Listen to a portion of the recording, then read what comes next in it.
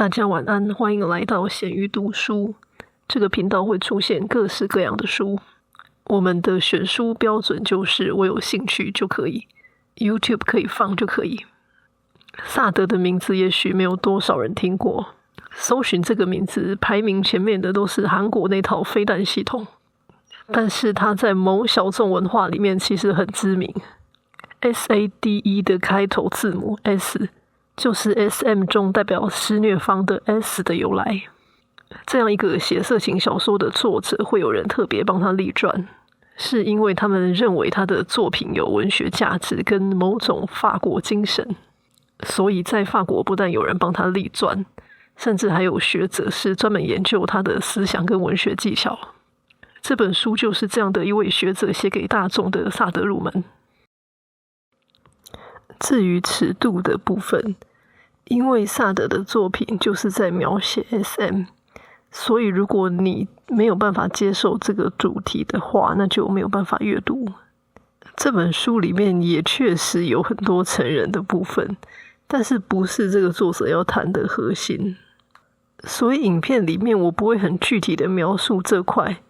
尽量会用暗示带过。你可以明白就明白，那不懂的话就算了。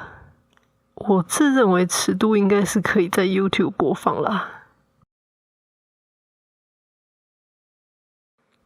这集讲解的方法会不太一样，我的个人评论呢可能会比内容多，因为不能讲的部分还蛮多的，所以如果你比较想要知道内容的话，可以从资讯栏的时间轴直接跳到选读那边，或者是你直接去找这本书来看。因为这本书谈文学的部分不太好懂，只有解读人的部分是比较白话的，我看不懂的部分就没有拿出来分享。事实上里面谈的概念比我介绍的深入蛮多的。台湾在谈到性方面，尤其是比较非传统的性，往往会认为是女人应该要避讳的领域。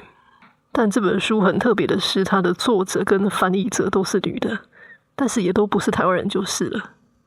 作者叫香塔勒托马，他是研究法国18世纪的专家，同时也是一个作家。他的专长是2个人物，一个是萨德，一个是玛丽安托奈特。他在2021年的时候获选法兰西文学院的院士，这个是法兰西学院的5个分支之一，也是法国的学术界最权威的机构，类似一个国家智库的存在。它的目的是保存艺术文化，你一旦当选就是终身制，应该是在法国做学者的最高荣誉，所以研究萨德在那里也可以是一个正常的主题。译者申亚楠也是一个学者，是中国人，他的专长也是18世纪，不过这本书是台湾出版社出版的。作者采用了一种蛮特别的叙事方法，这种文体它里面叫做随笔，常见的说法是散文，就是用比较轻松的方法来介绍主题，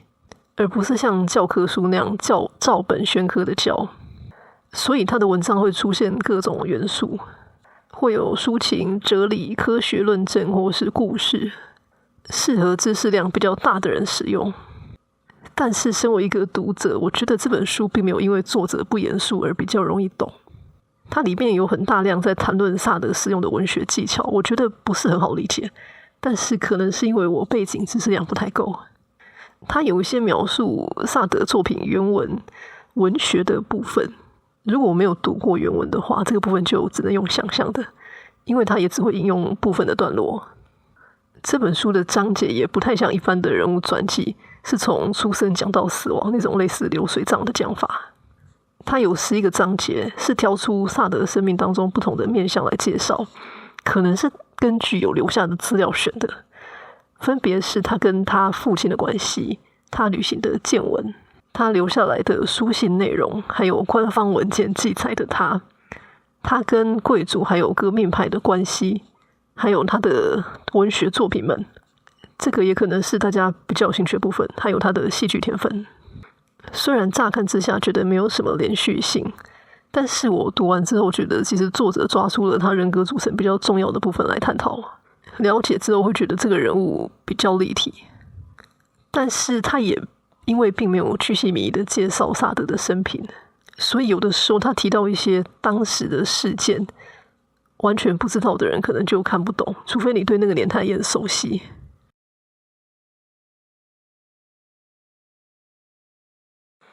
书的一开始有一章是访谈作者的，他们说这个是台湾版的特别收录，但是我不太确定它除了法国之外还有在哪国出版。不过我觉得这段访谈基本上概括了这本书的主题，也就是萨德透过文学坚持的理念。它是翻译成放荡或者是浪荡，讲白话一点可能类似享乐主义。但是这个在当时不完全是我们听到这个名词直觉会联想到的成人的那方面，因为有一些人是因为他反宗教或者是反权威，所以才支持享乐主义。因此这个主义有身体上的部分，也有精神上的部分。法国大革命时期，自由理论上应该会成为一种很受推崇的生活方式，但是萨德因为他的贵族身份，所以当他在文学上面说要性解放的时候，就被当时的人认为是旧秩序的腐败产物。我觉得这件事有点矛盾。关于人到底能不能够理智的看待不同的理念，还是只是把理念当成是限制别人的工具？第一章在介绍他的父子关系，他爸爸就是大部分的人可以想象得出来的当时候的贵族老爷的样子，混上流社会，很会社交，很大男人。他的童年几乎是跟他的父系家族一起过的，他的爸爸对他的教育也很用心，致力于把他培养成第二个自己。从结果上看起来好像也还蛮成功的，只是不幸的不对当时的胃口而已。他爸爸的文笔也很好，这点他是有遗传到。里面甚至还有一段在讲爸爸带着儿子一起见世面的描述。总之他跟他老爸的感情很好，在他后来的小说跟日记里面也有不断的提到他，应该可以说是崇拜了吧。第二章在谈他去旅行的时候的笔记。他的人生在童年之后就去参战，剩下的就是做一些会被关的事情，然后被关，如此反反复复直到他过世。但是在他早年名声还没有这么烂的时候呢，他曾经去了好几趟旅游。他去过荷兰跟意大利，这本书里提到的，里面并没有讲他旅行的目的，但是他对旅行很用心，他甚至还写了游记，可见他也不是一时起意要去旅行。因为18世纪的旅游并不像现代的这么安全，而且一般人也没有办法负担那个昂贵的费用，是因为他是贵族，所以才会有这个机会。他后来小说里面的场景也很多取材自他去过的城市。第3章在介绍他留下来的书信，他写信的对象这里列出来的主要是他的老婆跟他的岳母，还有一些关系比较远的人。他对老婆很不客气，但是对岳母倒是非常有礼貌，因为他的岳母有法庭上的关系，但是对老婆就很像在跟仆人说话。信里面几乎都是在要求他带各种生活用品来探监，而且还对他带来的东西很挑剔。虽然他的王子病超级严重，但是有一些他评论监狱的部分倒是很有哲学意味。比如说他觉得监狱如果是为了要让犯人回归正轨，学习正常人的行为的话，那就不应该把犯人跟社会隔离。当然这个部分有私心的成分，因为他自己很喜欢热闹，所以被隔离的很痛苦。另外他认为某一些惩罚他的人从这之中得到了快感，这样的话对方就不是公正的执行者。因为如果你是虐待狂，你在惩罚某人的过程当中得到快乐，那就是一己私欲大过于公益的目的。还有一点就是，本身不具备美德的人，为什么可以告诉别人什么是美德？这些听起来是不是还蛮有道理的？第4章是当时的警察记录妨害风化案件的官方文件。其实这章只有短短10页，但是看起来古人真的很会玩。里面既有贵族怎么开趴虐待风尘女的记录，也有那些女人怎么找个老实人剥皮的记录。看完这本书，对18世纪有一个基本了解之后，大概可以理解为什么萨德不爽大家只针对他。因为当时做得更过分的确实是大有人在，只是人家懂得低调。第5章叫做专制的嗜好。这一章谈论的是他作品当中阶级对立的部分，可能也是老百姓之所以看他不爽的原因之一。当时候的贵族虽然私底下很过分，但是表面还是不张扬的。萨德的家族也是一样，但是他这个人不知道为什么一定非要把当时贵族的价值观写出来。这个观念简单说就是贵族就是王法，他们制定法律，但是只有平民要遵守法律。他的作品里面享乐基本上是需要花很多钱的，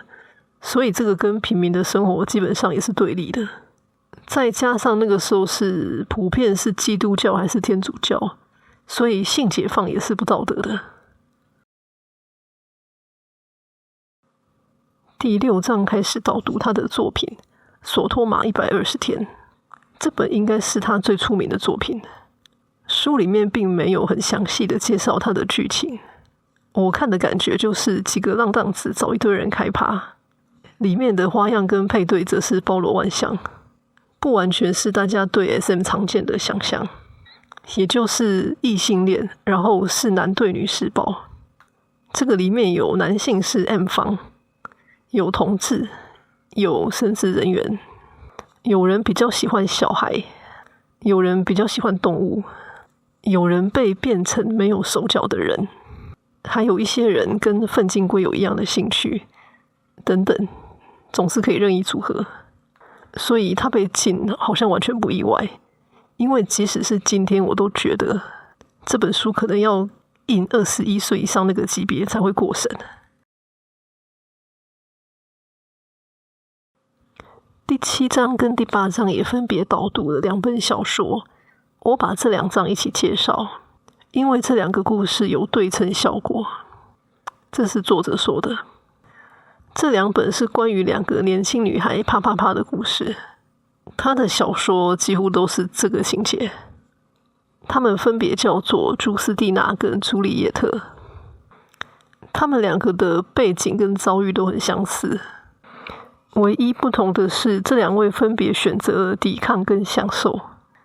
可想而知，按照萨德的个性，这个结局一定很反童话，是邪恶赢得胜利。但是他所谓的恶，不是杀人放火的这种恶，对当时的女人来说，也只不过是随便的发生关系，或是利用它来赚钱，甚至只是表现出享受的样子，就叫做恶了。去除这个题材很禁忌，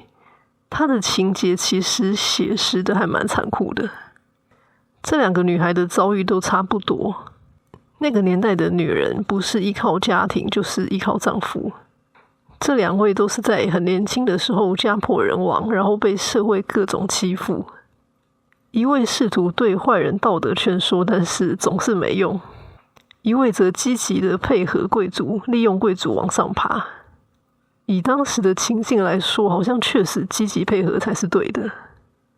但是现在的情境，你如果跟一个女的说抵抗不了就享受，绝对会被当成变态。所以在那个年代，这个建议其实很合理，可是当时的人一样听不进去，可见人就是很虚伪啊。第9章在讲萨德跟大革命思想的关系。他被关进监狱，在旧时代跟大革命时期都发生过。也就是前后两派人马都看他不顺眼。但是他对别人倒是没有什么特别的成见，因为两派的人他都有结交。这也反映很多人其实没有办法独立的区分单一事件。他作为旧时代巴士底监狱的囚犯，所以被革命的群众接纳。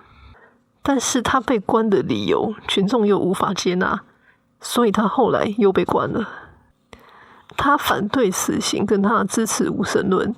也让他很不受新政权待见。他在过去是手握权力的人，但是他对权力却有一种很奇怪、不太关心的态度。他认为政治是谎言，而大革命是弱者对强者的报复。但是他身为贵族，却也觉得这样子是公平的。第10章在介绍他写的讽刺作品。大革命时期有一种用来揭发旧制度罪恶的抨击刊物，萨德对他们也很有兴趣，但是他有兴趣的部分是他们对罪恶的描写，而不是他们宣传道德的目的。所以他使用而且模仿了这些讽刺文章的手法，告诉当时的民众他们并没有真正的从过去的邪恶中脱离。他认为大革命也犯了跟过去专制一样的错。我觉得比起色情，这应该是他真正惹恼大众的点。你不能告诉革命的人他们是新的霸权，或是告诉自称觉醒的人他观念矛盾。第11章讲的是戏剧，他对戏剧的喜爱体现在他的作品里面，有很多很华丽的布置跟排场。而他能够接触戏剧这块，是因为他早年是受精英教育。那个时候的环境跟早期的中国一样，很歧视戏剧演员。萨德能创作能演，甚至还组了一个剧团，在早期的时候，这让当时的贵族都觉得很怪异。那个时候的气氛大概就是你可以拿这个消遣，但是你不能太认真，要不然有损身份。据说他的作品里面也有很多很精彩的戏剧效果，但是我在书里看片段的翻译看不太出来。他的人生最后是在疯人院里面过的，他在里面也试图编导戏剧，但是因为他的作品就是那个调调，所以好像没有被批准上演。他的实体书是由无尽文化在2022年的6月出版，大小呢是一般文学书的大小，定价是380，书皮是西卡纸2折的厚度，因为它有朝内做一个折扣。封面很滑顺，但是不反光，纸张是普通的纸，偏米色。它有一个蛮值得提的设计，它的后折口上面介绍了它隶属的丛书系列。这个系列是在做社会政治的批判，叫做夺珠，是取自二子夺珠这个成语。主题是希望社会可以多思考，接纳多元的思想，不要被一言堂控制。于是呼应这个名字，它的扉页就是做紫色，跟书皮的合色衬起来还蛮好看的，有一种复古华丽的效果。我希望我取频道名字的时候也可以这么有梗。但是我的名字也是蛮能反映出频道宗旨的啦，只能说人各有志吧。